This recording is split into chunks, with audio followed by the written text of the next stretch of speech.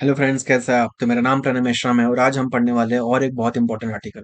Basically बहुत लोगों ने अगर न्यूज़पेपर पढ़ा होगा तो उनको पता होगा कि कल एक बहुत इंपॉर्टेंट आर्टिकल आया था। बेसिकली ये किस चीज़ के बारे में बात करता है? यह बात करता है कि 55% ऑफ द पेशेंट जिनको एंटीबायोटिक्स दिया गया था एज अ प्रिवेंटिव मेजर्स, यानी क्या होता है देखो। अब इस आर्टिकल में बहुत सारी चीजें हैं। क्यों? क्योंकि हमको यहाँ पे पढ़ना है एंटी माइक्रोबियल रेजिस्टेंस के बारे में। ठीक है। तो अब इस आर्टिकल की हेडिंग क्या है? देखो, 55% of the patients given antibiotics only as a preventive measures. यह एक सर्वे के बारे में, सर्वे के थ्रू बताया गया है। अब देखो, यह क्या है? एनसीडीसी। ठीक है। अब इसने एक सर्वे किया था। ठीक है। अब इस सर्वे, बेसिकली इसको किसने रिलीज किया गया? हेल्थ मिनिस्ट्री ने रिलीज किया गया था इस एनसीडीसी के सर्वे को।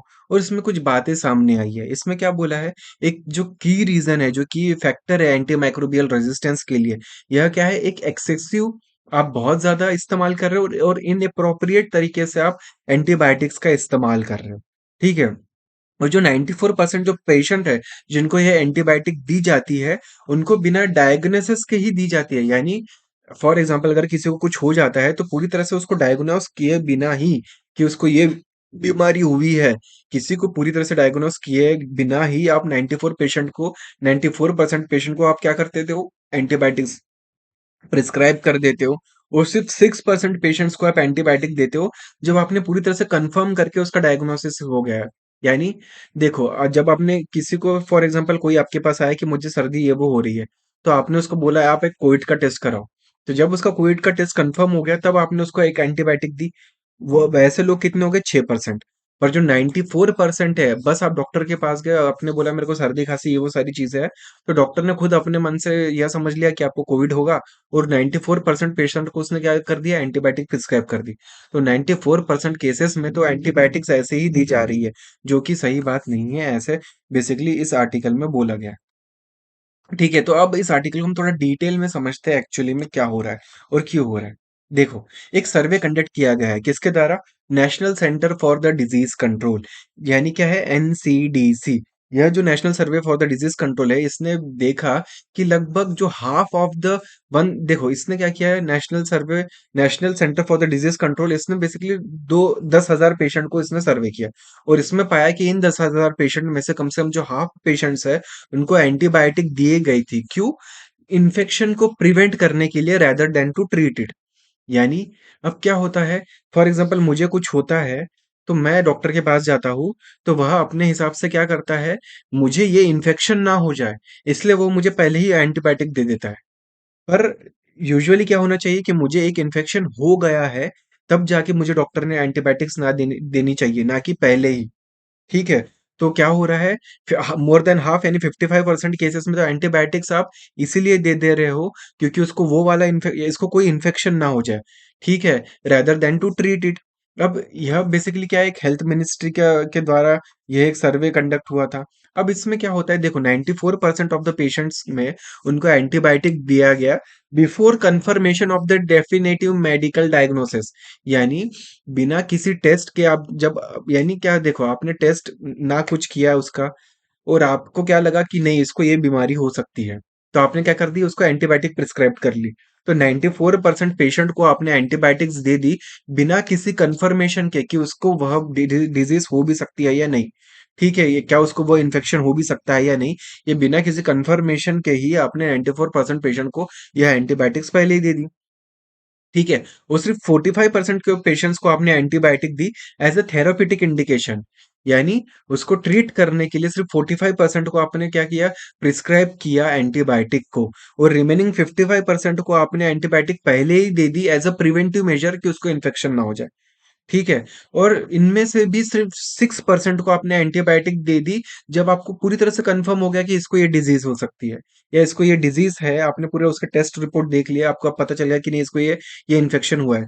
तो सिर्फ ऐसे 6% लोगों को ही आपने क्या किया? कंफर्मेशन के बाद आपने एंटीबायोटिक दी, जबकि जो रिमेनिंग 94% है, आपने उनको बस, अपने डॉक्टर ने अपने एक्सपीरियंस के हिसाब से उसको देखा कि अच्छा उसको ये प्रॉब्लम, ये इन्फेक्शन हो सकता है पेशेंट को, तो आपने पहले ही क्या कर दिया? एंटीबायोटिक्स उसको प्रिस्क्राइब कर दी। तो ये इसका मतलब क्या हो रहा है? अब बहुत ज़्यादा एंटीबायोटिक्स का मिसयूज़ हो रहा है, ओवर अब्यूज़ हो रहा है। तो यह आर्टिकल बेसिकली इस चीज़ के बारे में बात करता है। यह एक सर्वे जो national centre for the disease control ने कंडक्ट किया था, जिसको हेल्थ मिनिस्ट्री ने पब्लिश किया, तो इस सारे सर्वे में यह सारी चीज़ें बात हुई है। ठीक है, अब देखो एंटीमाइक्रोबियल रेजिस्टेंस, देखो अब क्या होता है, यह एक नेचुरल फिनोमिना है जहाँ पे एक बैक्टीरिया जो है वह इवॉल्व हो जाता है, जिसकी वजह से क्या होता है, देखो एंटीबायोटिक क्या करती है, उस बैक्टीरिया से लड़ती है। पर अगर सपोज़ कोई बैक्टीरिया इतना ज़्यादा ही खुद इवॉल्व हो जाता है, ताकतवर हो जाता है कि अब उस एंटीबायोटिक का उस बैक्टीरिया पे असर नहीं होता है, तो हम इसको बोलते हैं एंटीमाइक्रोबियल रेजिस्टेंस। ठीक है? और इसमें जो जो आप एंटीबायोटिक्स दे रहे हो, अब कोई किसी काम की नहीं रहती है। अब national centre for disease control के हिसाब से क्या हो रहा है, जो वन ऑफ द जो मेन ड्राइवर्स है एंटीबायोटिक रेजिस्टेंस का, वह क्या है? आप बहुत ज़्यादा एक्सेसिव मात्रा में और इनअप्रोप्रिएट तरीके से एंटीबायोटिक्स का इस्तेमाल कर रहे हो। ठीक है। अब इसके अलावा क्या है, देखो डब्ल्यूएचओ का access, watch and reserve classification है।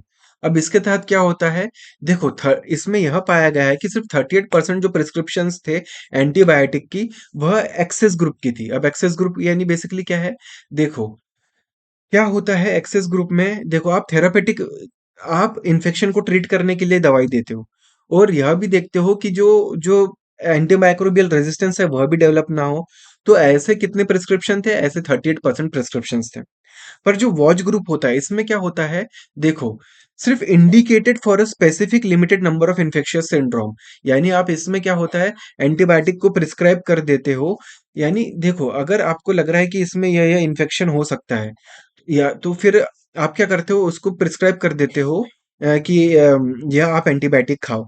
पर इसमें दिक्कत क्या है कि इसमें एंटीबायोटिक रेजिस्टेंस डेवलप होने की काफ़ी ज़्यादा पॉसिबिलिटी होती है। तो ये होता है वॉच ग्रुप, जिसमें क्या हो रहा है, सिर्फ indicated for a specific and limited number of the infective syndromes.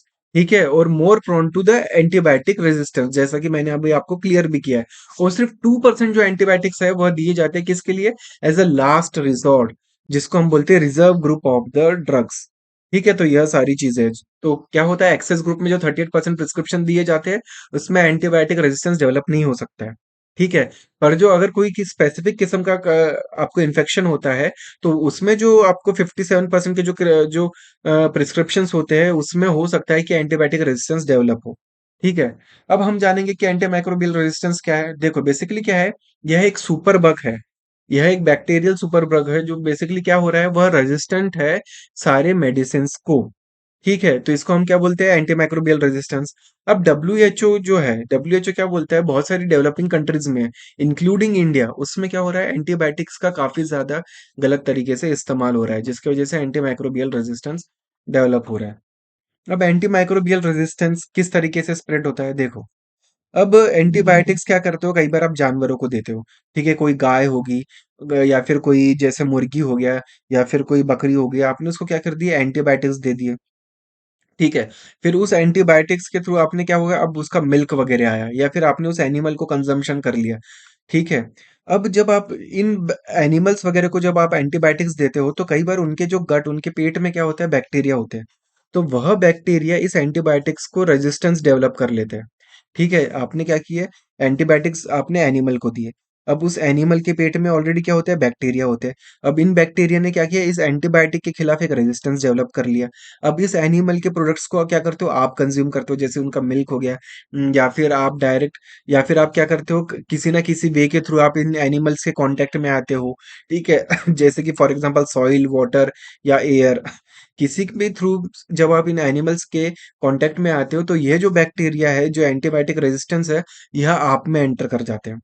ठीक है, या फिर ये एक तरीका हो गया एंटीबायोटिक रेजिस्टेंस आप में आने का। एंटीबायोटिक रेजिस्टेंस के बैक्टीरिया है आप में आने का, यह एक पाथवे होगा। इसका अब दूसरा पाथवे क्या है, देखो आपको कोई बीमारी हो, कोई इन्फेक्शन हो गया, तो डॉक्टर ने आपको एंटीबायोटिक्स दिए। अब आपके गट में भी, आपके इसमें पेट में भी क्या है, आपके पेट में भी क्या है, बैक्टीरिया है। अब उन बैक्टीरिया ने इन एंटीबायोटिक के खिलाफ क्या किया, एक रेजिस्टेंस बना दी है। अब आपको अगली बार कोई इन्फेक्शन होता है फॉर एग्जाम्पल, तो आप क्या करते हो, हॉस्पिटल में जाते हो, और फिर आपके कॉन्टेक्ट से क्या होता है, बाकी लोगों में यह इन्फेक्शन फैल रहा है। ठीक है, तो इस तरीके से यह जो एंटीमाइक्रोबियल रेजिस्टेंस दूसरों में भी फैल गया है। तो यह तरीका होता है जिसके के थ्रू यह एंटीमाइक्रोबियल रेजिस्टेंस स्प्रेड होता है। ठीक है। अब ये जो एंटीमाइक्रोबियल रेजिस्टेंस है बेसिकली एक एबिलिटी होती है किसी भी माइक्रो ऑर्गेनिज्म की कि वो रेजिस्ट कर पाए मेडिकेशन को। बेसिकली क्या होता है देखो, एक कोई दवाई होती है एंटीबायोटिक्स, यह उस बैक्टीरिया से लड़ने के काम आती है।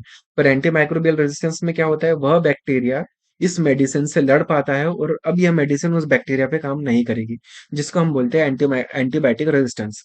अब डब्ल्यूएचओ डिफाइन करता है एंटीमाइक्रोबियल रेजिस्टेंस को एज अ माइक्रो ऑर्गेनिज्म जो कि रेजिस्टेंस है किसी भी एंटीमाइक्रोबियल ड्रग को, जो कि पहले उसी माइक्रो ऑर्गेनिज्म को ट्रीट करने के लिए काम आती थी।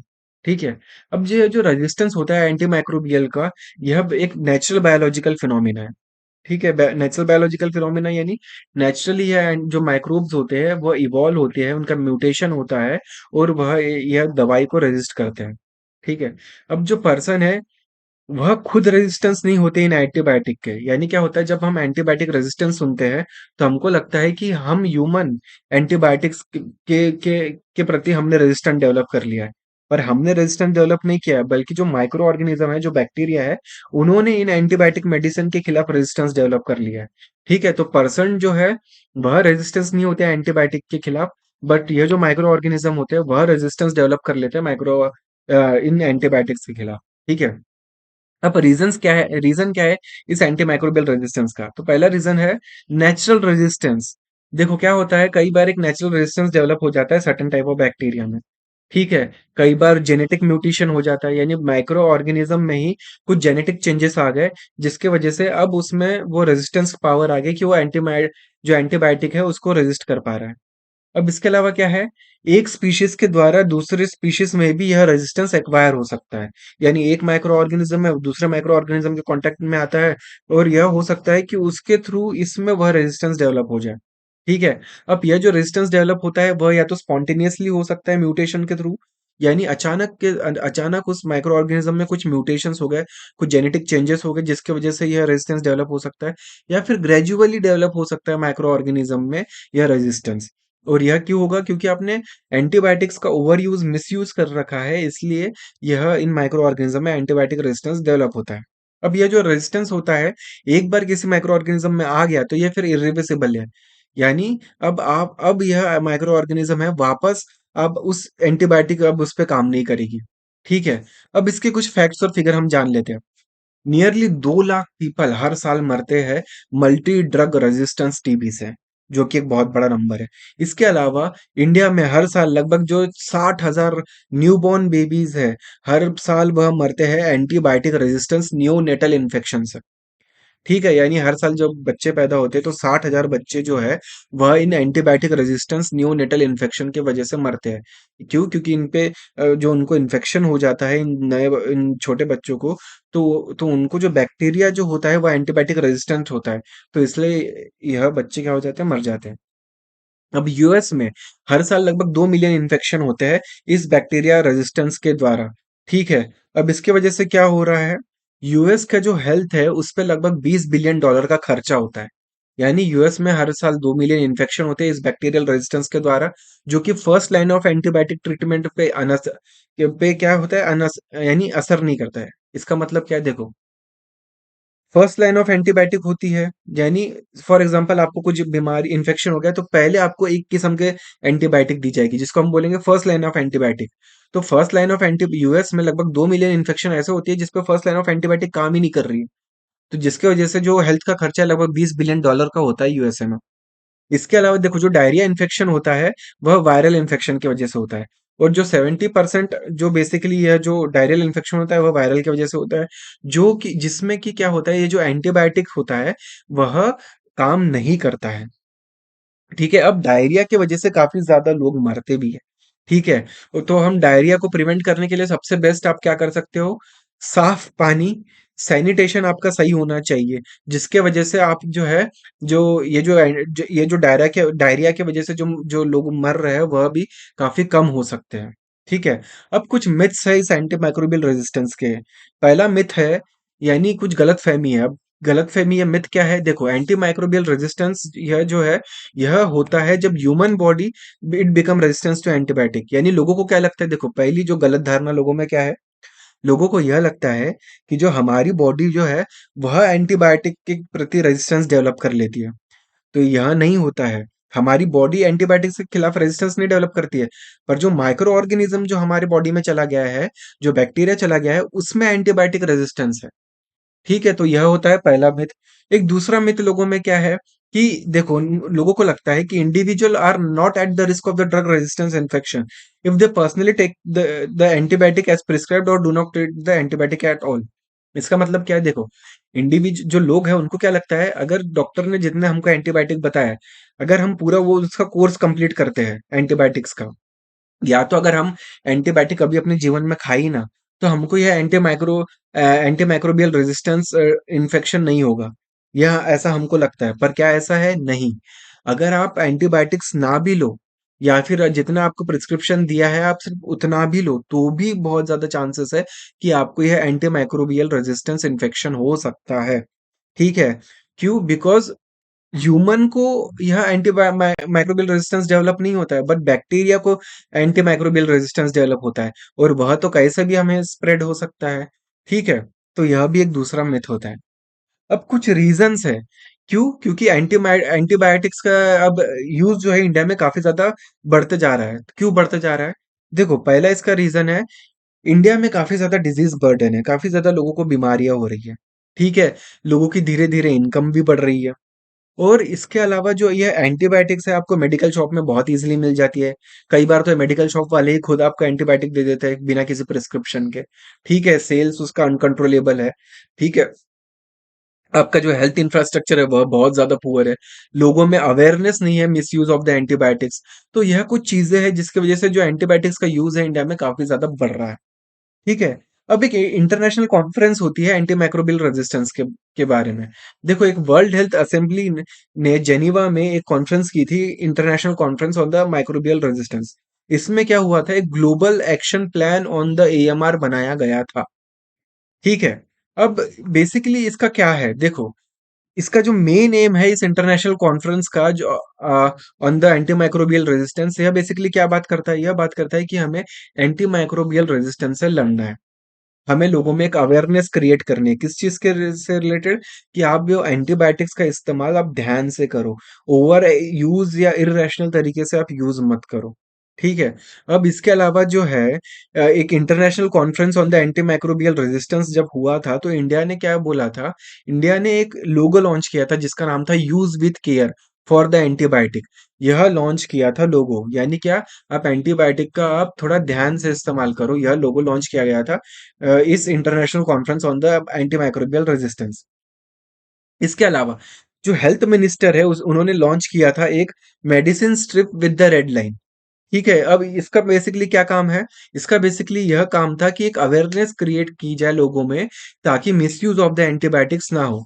अब ये रेड लाइन कैंप क्या कैंपेन है, देखो कभी भी आप अब आप आज की तारीख में अगर आप एंटीबायोटिक लेने जाते हो, तो आप उसको पीछे में देखना, ऐसी रेड लाइन होगी, रेड लाइन। तो यह था बेसिकली रेड लाइन कैंपेन। यह क्या बात करता है, लोगों में अवेयरनेस क्रिएट करना है कि आप जो एंटीबायोटिक्स है उसका आप ध्यान से इस्तेमाल करो, आप उसका मिसयूज मत करो। यह बेसिकली है रेड लाइन कैंपेन। ठीक है, अब यह जो हमारी जो यूनियन हेल्थ मिनिस्ट्री है, उन्होंने क्या बोला था, मेडिसिन जो है जिन पे यह मार्क है विद द रेड लाइन, अब आप उसको बिना डॉक्टर के प्रिस्क्रिप्शन के यूज मत करो। ठीक है, जब डॉक्टर का प्रिस्क्रिप्शन है तभी आप ऐसे मेडिसिन को यूज करो जिसके पीछे क्या है, रेड लाइन है। ठीक है, अब रेड लाइन से क्या होगा, आप डिफरेंशिएट कर पाओगे नॉर्मल दूसरे ड्रग्स को और एंटीबायोटिक्स को। ठीक है, और इसका एम क्या है, अननेसेसरी जो प्रिस्क्रिप्शन होते हैं एंटीबायोटिक्स की वह कम से कम हो, जो ओवर द काउंटर सेल होता है एंटीबायोटिक का वह भी कम से कम होना चाहिए। ठीक है, अब गवर्नमेंट के इनिशिएटिव क्या है इस एंटी माइक्रोबियल रेजिस्टेंस से लड़ने के लिए? देखो, अब गवर्नमेंट बोलती है कि आप कुछ चीजें करो। पहला है, आप वाटर की क्वालिटी को इम्प्रूव करो, सैनिटेशन को इम्प्रूव करो, आप वैक्सीनेशन को इम्प्रूव करो, ताकि आप एंटीबायोटिक्स का इन अप्रोप्रिएट, देखो क्या होगा, अगर आप एंटीबायोटिक्स का ज्यादा इस्तेमाल नहीं करोगे, उसको ओवर एक्सप्लॉइट नहीं करोगे, तो कहीं ना कहीं एंटी माइक्रोबियल रेजिस्टेंस भी डेवलप नहीं होगा। तो बेस्ट होता है आप इन्फेक्शन को प्रिवेंट करने की कोशिश करो। और आप कैसे प्रिवेंट करोगे, आप वाटर को इम्प्रूव करोगे, सैनिटेशन को इम्प्रूव करोगे, वैक्सीनेशन को इम्प्रूव करोगे। ठीक है, तो इस इनडायरेक्टली तरीके से आप क्या करोगे, एंटीबायोटिक के यूज को कम करोगे। अब इसके अलावा जो स्वच्छ भारत मिशन है, अब इसके तहत हम क्या करना चाहते हैं, हाइजीन को इम्प्रूव करना चाहते हैं। सैनिटेशन को इम्प्रूव करना चाहते हैं, जिसके वजह से क्या होगा, इन्फेक्शन कम होगा। अब वैक्सीनेशन के लिए भी गवर्नमेंट ने लॉन्च किया था मिशन इंद्रधनुष, जिसके तहत हमारा एक गोल था कि जो हम इम्यूनाइजेशन कवरेज को बढ़ाएंगे, लगभग 90% तक लेके जाएंगे। यानी वैक्सीनेशन प्रोवाइड की जाती है, ठीक है, अलग अलग वैक्सीनेशन होती है, ताकि आपको सामने जाके वह डिजीज ना हो जाए। तो वैक्सीनेशन के लिए एक मिशन इंद्रधनुष चलाया गया था, ठीक है। तो अब इसके अलावा भी हम और कुछ चीजें जानेंगे। देखो, इंडिया का सबसे बड़ा इंडिया दो चैलेंज फेस करता है। एक तो पहला चैलेंज है कि जनता गरीब है, तो इसलिए हमको उनको सस्ते दामों में एंटीबायोटिक्स प्रोवाइड करना है। और दूसरा हमारा चैलेंज है कि सस्ते होने की वजह से कहीं न कहीं बहुत ज़्यादा इसका कंज़म्पशन भी हो रहा है एंटीबायोटिक का, तो हमें दोनों चीज़ों को ध्यान में रखते हुए इस चीज़ से लड़ना है, ठीक है? अब एंटीबायोटिक्स देखो, इंडिया में जितने एंटी माइक्रोबियल रेजिस्टेंस के केसेस नहीं आते हैं, उससे ज़्यादा केसेस ऐसे हैं जिसमें लोगों के पास तो एंटीबायोटिक्स का एक्सेस ही नहीं है, लोगों को एंटीबायोटिक्स मिल ही नहीं पाती है। कई बार आप रूरल एरिया वगैरह में जाओ तो लोगों को एंटीबायोटिक्स नहीं मिल पाती है, तो उसकी वजह से ज़्यादा डेथ होती है as compare to anti microbial resistance, ठीक है? अब डब्ल्यूएचओ की कुछ स्ट्रैटेजीज़ है। डब्ल्यूएचओ की जो स्ट्रैटेजीज़ है, ग्लोबल एक्शन डब्ल्यूएचओ का जो एक ग्लोबल एक्शन प्लान है ऑन द एंटीमाइक्रोबियल रेजिस्टेंस, वह बेसिकली क्या बात करता है? वह बात करता है कि आपको अवेयरनेस बढ़ाना है, अंडरस्टैंडिंग बढ़ानी है एंटीमाइक्रोबियल रेजिस्टेंस के प्रति, ठीक है? और यह कैसे वो होगा? आप एजुकेट करो, कम्युनिकेट करो, लोगों को ट्रेन करो, और इस तरीके से आप लोगों में अवेयरनेस बढ़ाओ एंटीमाइक्रोबियल रेजिस्टेंस से रिलेटेड। इसके अलावा देखो, आप क्या कर सकते हो, नॉलेज को स्ट्रेंथन कर सकते हो, और आप यह कैसे करोगे? सर्विलियंस के थ्रू, रिसर्च के थ्रू, ठीक है। इसके अलावा क्या है, हमें इन्फेक्शन को रिड्यूस करना है। अब इन्फेक्शन को हम कैसे रिड्यूस करेंगे? सैनिटेशन को इम्प्रूव करो, हाइजीन को इम्प्रूव करो, ठीक है। इसके अलावा जो जो एंटी माइक्रोबियल का जो मेडिसिन है, उसके उसके यूज को भी हमें ऑप्टिमाइज करना है, ताकि हम उसका ओवर यूज ना कर सके, ठीक है। अब अदर सॉल्यूशन इसके अलावा क्या है? देखो, सबसे और एक इम्पोर्टेंट सॉल्यूशन है, जैसे कि हम पेशेंट को एजुकेट कर सकते हैं कि आप एंटीमाइक्रोबियल रेजिस्टेंस, ये जो एंटीबायोटिक्स का इस्तेमाल जो है वह कम से कम और सही तरीके से करें, ठीक है। इसके अलावा जो सेलर्स है, हम उनको एजुकेट कर सकते हैं। इवन डॉक्टर्स को हम एजुकेट कर सकते हैं कि आप किसी भी ये इन्फेक्शन के लिए ऐसे अननेसेसरीली आप प्रिस्क्राइब मत करो ये एंटीबायोटिक्स को, ठीक है। ताकि जो उसका मिसयूज़ है वह कम से कम हो सके। इसके अलावा जो सेलिंग हो रही है एंटीबायोटिक की, उसका एक प्रॉपर डॉक्यूमेंटेशन होना चाहिए, ऑडिटिंग होना चाहिए, ताकि हमें पता चले कि कितना सेल हो रहा है, ठीक है? इसके अलावा क्या हो रहा है, हमें प फार्मास्यूटिकल कंपनीज़ को भी मॉनिटर करना चाहिए, कंट्रोल करना चाहिए, ठीक है? और जो हॉस्पिटल्स हैं, उनमें भी हम एक इन्फेक्शन कंट्रोल प्रोग्राम चला सकते हैं। क्यों? ताकि ये जो एंटीमाइक्रोबियल रेजिस्टेंस है, उसको हम कंट्रोल कर सकें। इसके अलावा जैसे कि मैंने बताया था, आपको सैनिटेशन को इम्प्रूव करना है, ठीक है? वैक्सीनेशन को इम्प्रूव करना है, लोगों की लाइफ़स्टाइल को इम्प्रूव करना है, ठीक है? तो अब इसके अलावा और एक चीज़ मैं आपको बताता हूँ, और एक इस कुछ दिनों पहले इस पे एक आर्टिकल आया था, इसमें बात करता है फूड एंड एग्रीकल्चर ऑर्गेनाइजेशन नाम की एक जो संस्था है, यूनाइटेड नेशन एनवायरमेंटल प्रोग्राम नाम की जो एक संस्था है, और वर्ल्ड हेल्थ ऑर्गेनाइजेशन और world organization for animal health, ऐसी 4 संस्थाओं ने मिलके एक लॉन्च किया था, एक रिसर्च एजेंडा, किस चीज़ को? ताकि वह एंटीमाइक्रोबियल रेजिस्टेंस को से लड़ सके, ठीक है। अब यह जो रिसर्च एजेंडा था, यह बेस्ड था वन हेल्थ प्रोग्राम से रिलेटेड, वन हेल्थ अप्रोच से रिलेटेड। अब इसका मेजर फोकस क्या था? देखो, इसका मेजर ऑब्जेक्टिव था कि हमें फाइंड करना है क्या, drivers and pathways of the AMR transmission, यानी हमें फाइंड आउट करना है इस वन हेल्थ अप्रोच के थ्रू कि किस तरीके से यह एएमआर रेजिस्टेंस का ट्रांसमिशन हो रहा है, ठीक है।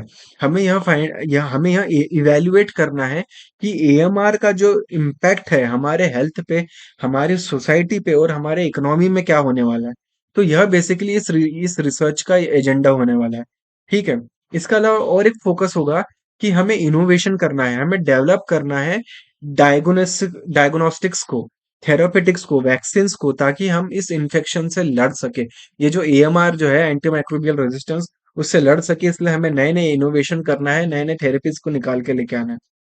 अब इसका कुछ क्रॉस कटिंग थीम भी था। देखो, 3 क्रॉस कटिंग थीम थे, जिसको हमने वन हेल्थ एएमआर रिसर्च, देखो अब इसमें क्या था, एक तो था जेंडर, एक तो था वल्नरेबल पॉपुलेशन, और एक था सस्टेनेबिलिटी। बेसिकली इसका मतलब क्या है? देखो, जेंडर का जो इन्फ्लुएंस होता है कि किस तरीके से एंटीमाइक्रोबियल का एक्सेस हो और यूज हो, ठीक है। और देखो, यानी क्या होता है, कई बार आप देखते हो कि मैक्सिमम जो लड़के वगैरह होते हैं, अब कैसा है, वो कई बार वो खुद ही अपने मन से मेडिसिन स्टोर में जा रहे हैं, अपने मन से दवाइयाँ खा रहे हैं, कुछ कर रहे हैं, तो जेंडर का भी काफ़ी इन्फ्लुएंस होता है, एक्सेस टू द एंटीमाइक्रोबियल्स, ठीक है? And how they participate in the benefit of the AMR research. इसके अलावा क्या होती है, वल्नरेबल पॉपुलेशन। अब वल्नरेबल पॉपुलेशन क्या है? जो कि हायर रिस्क है इस इन्फेक्शन के, एएमआर के से रिलेटेड इन्फेक्शन के हायर रिस्क में कौन है? जिनकी एज ज़्यादा है, जो बूढ़े हो चुके हैं, या तो फिर जो गरीब है, या तो फिर जो माल नरिश्ड है, या तो फिर जो मार्जिनलाइज्ड हो चुके हैं, या तो फिर जिनके पास क्वालिटी हेल्थ केयर नहीं है। अब वह ज़्यादा वल्नरेबल है वो लोग, ठीक है? अब इसके अलावा क्या होते हैं? सस्टेनेबिलिटी। अब देखो क्या होता है, देखो हमें एक सस्टेनेबल डेवलपमेंट पे ध्यान रख देना है, जिसका मतलब हमें इन्वायरमेंट को भी ध्यान देना है, हमें इकोनॉमिक डेवलपमेंट को भी ध्यान देना है, और हमें सोशल डेवलपमेंट को भी ध्यान देना है, ताकि जो जो डेवलपमेंट है वो पूरी तरह से सस्टेनेबल होना चाहिए, ठीक है? इसके अलावा हमें और चीज़ें भी ध्यान में रखनी है, जैसे कि इंटरनेशनल इक्विटी और justice implications of the AMR, ठीक है? तो यह सारी चीज़ें हमको ध्यान में रखते हुए आगे बढ़ना है। अब एंटी माइक्रोबियल रेजिस्टेंस से लड़ने के लिए, जैसे कि मैंने आपको बहुत सारी चीज़ें ऑलरेडी बता चुका हूँ कि ट्रैक करो आप रेजिस्टेंस से रिलेटेड, डाटा कलेक्ट करो आप एंटीबायोटिक्स का यूसेज कितना हो रहा है उससे रिलेटेड, आप हॉटस्पॉट फाइंड आउट करो कि कहाँ पे ये एंटी माइक्रोबियल रेजिस्टेंस सबसे ज़्यादा पाया जा रहा है, आप सर्विलियंस इंक्रीज करो, मॉनिटरिंग करो कि कहाँ पे ये एंटी माइक्रोबियल रेजिस्टेंस ज़्यादा से ज़्यादा पाया जाता है, आप रैशनली यूज़ करो एंटीबायोटिक्स का, ठीक है? आप इन्फेक्शन को प्रिवेंट करो और कंट्रोल करो through the hygiene and proper sanitation. तो यह सारी चीज़ है। अब वन हेल्थ अप्रोच बेसिकली क्या है? देखो वन हेल्थ अप्रोच का मतलब क्या है? वन हेल्थ अप्रोच यह बैलेंस करता है और ऑप्टिमाइज करता है किस चीज़ को? Health of the people, animal and environment. यानी वन हेल्थ प्रोग्राम में हमें ना सिर्फ ह्यूमन हेल्थ को ध्यान देना है, पर हेल्थ ऑफ द एनवायरनमेंट और हेल्थ ऑफ द एनिमल, इन तीनों को इंटीग्रेटेड वे से हमको देखना है और इम्प्रूव करना है। क्यों? ताकि हम प्रिवेंट कर सके, प्रिवेंट हम प्रिडिक्ट कर सके किस चीज को? ग्लोबल हेल्थ थ्रेट्स को। अब वन हेल्थ अप्रोच है बेसिकली, यह रिलेवेंट है किस चीज के लिए? फूड एंड वाटर सेफ्टी के लिए, न्यूट्रिशन के लिए, control of the zoonotic disease के लिए। अब जूनोटिक डिजीज क्या होती है? जो एनिमल से ह्यूमन में आती है वह होती है जूनोटिक डिजीज। अब जैसे कि कोविड भी बोला जा रहा है कि यूनोटिक जूनोटिक डिजीज थी, ठीक है? तो जैसे कि इबोला वगैरह बहुत सारी डिजीज है जो बोला जाता है कि जूनोटिक है, यानी एनिमल्स के थ्रू ह्यूमन में आई है। तो क्या होता है, इसलिए हमें एनिमल हेल्थ पे भी ध्यान देना है, ताकि अगर उनको कोई डिजीज अगर सपोज होती है तो, और वह एनिमल ह्यूमन में भी स्प्रेड होती है, तो वह एक बहुत बड़ा डेंजर क्रिएट कर सकती है। तो जूनोटिक डिजीज के कंट्रोल के लिए वन हेल्थ अप्रोच बहुत ज्यादा जरूरी होता है, ठीक है? तो यह सारी चीजें थी इस आर्टिकल में। अब देखो और एक चीज मैं आपको बता देता हूँ इसमें। हाँ, ये देखो, अब यूपीएससी में कुछ एक क्वेश्चन आया था 2019 में। देखो यह क्या बोलता है? Which of the following are the reason for the occurrence of the multi drug resistance in the microbial pathogen in India?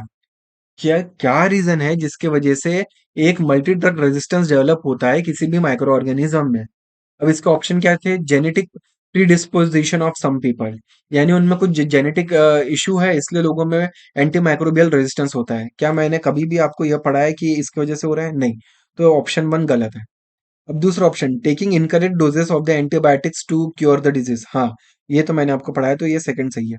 अब तीसरा, using antibiotics in the livestock farming, हाँ, यह भी मैंने आपको पढ़ाया है, ठीक है। अब चौथा है, multi chronic disease in the some people, यानी क्या होता हो गया आपको बहुत सारी, एक ही आदमी में 10-15 डिजीज है, तो उसका एंटी माइक्रोबियल रेजिस्टेंस हो जाएगा। तो क्या ऐसा है? बिल्कुल ऐसा नहीं है, क्योंकि ये मैंने आपको पढ़ाया नहीं। तो आंसर क्या है? 2 and 3। तो इसका सही जवाब क्या है? बी। बी क्या बोलता है? 2 and 3 ओनली। ठीक है, अब इससे रिलेटेड मैं और एक आपको मेंस का क्वेश्चन बताता हूँ। Can over use and free availability of the antibiotic without the doctor prescription be contributor to the emergence of drug resistance disease? यानी ये जो डॉक्टर जो है वो प्रिस्क्राइब कर रहे हैं एंटीबायोटिक बिना किसी सही तरीके से, तो क्या इसके ओवर यूज से एक ड्रग रेजिस्टेंस डेवलप हो जाएगा? और क्या मैकेनिज्म अवेलेबल है हमारे पास इसको मॉनिटर और कंट्रोल करने के लिए? आप इसको क्रिटिकली डिस्कस करो और आप इसको बताओ कि क्या है। तो ठीक है, ये सारा ये क्वेश्चन था इससे related. So I hope you like the session. ठीक है, अब इसको मैंने बहुत थरूली इस आर्टिकल को पढ़ा है। ठीक है, so thank you and have a nice day.